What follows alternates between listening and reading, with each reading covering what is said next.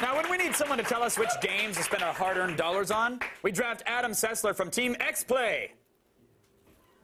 Really? I thought you guys should do something like that. He's going to tell us about 2 open-world superpower games.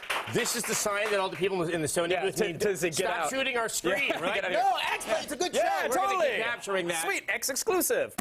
So we got Infamous and we have Prototype. Yes. And whether or not they deserve to be compared, the entire world, in the internets, in the Twitter sphere, Twitterverse, Twitterati, the Twittered kids are comparing these two things. So let's find out what the twits think these games have in common. Let's start with the basic game types, who you are, your powers and your abilities. Right. They're both open world games, and you're both like you're very, very overpowered people because of an accident or an experiment, and you both wear outfits that are rather similar. One has a hoodie, one has a really cool jacket. Right, so we're seeing Prototype here, and obviously, right off the bat, you notice navigating the world, you are a badass. You run up walls, you fly around. You're doing a very daring thing in Prototype where you are already more powerful than most heroes in most games at the beginning of the game, and then increase that throughout it. Whereas in Infamous, you're still quite powerful, but it's a little more gradual as you really achieve kind of absolute superhero-dom. But you describe, and this is Infamous that we're seeing here, you describe Infamous as a shooter, whereas Prototype you feel is more of a brawling game? Yeah, you shoot electricity out of your hand. That is your, that's your primary and then you have kind of a shotgun equivalent, and then you have kind of a grenade equivalent. And so, yeah, you primarily use it as a shooter. Obviously, it's slightly nuanced because it's your hand.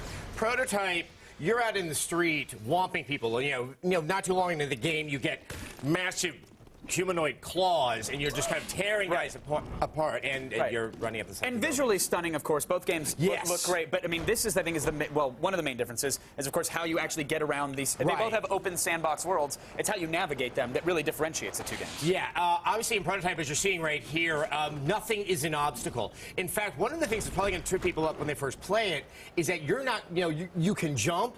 When you're running through the street, you're just holding down, a trigger, and you're jumping over cars automatically. It's really about kind of the thrill of being so powerful rather than the skills of navigating. Right. In Infamous, though, you have to actually scale the buildings, look for, I mean, even though they're really easily scalable.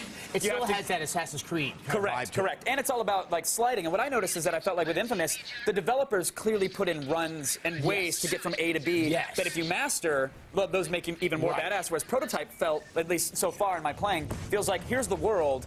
Get around however you can. Yeah, get around. It really is a means of transit. I mean, you move incredibly fast. They have attempted to render Manhattan in the game, and if they didn't find a way that was that expedient to move through the world, it would be really old, real quick. Yeah, you'd be hailing cabs like GTA 4 and hating the entire experience. But what about missions and boss battles? Both of them are mission-based, and they have side missions.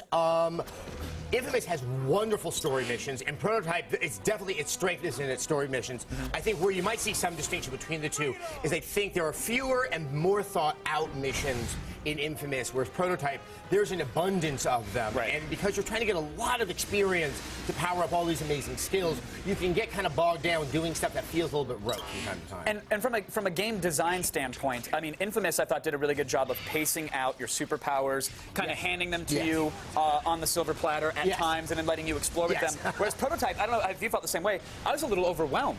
I think that's fair. It's worth noting that Prototype uses every button on the controller, and you can feel that they could have used an extra two.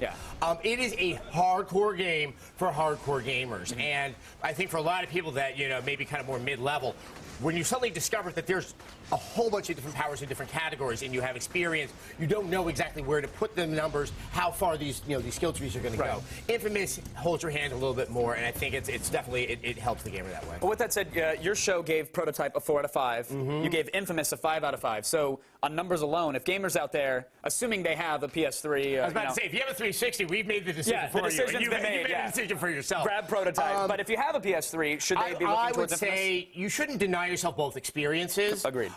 Infamous is probably going to be a game that we're going to be talking about a lot at the end of the year. This is by far one of the finest open world games, and definitely one of the finest PS3 exclusives we've seen so far. There you have it. Adam Sessler, thank you so much, sir. Always a pleasure. All right.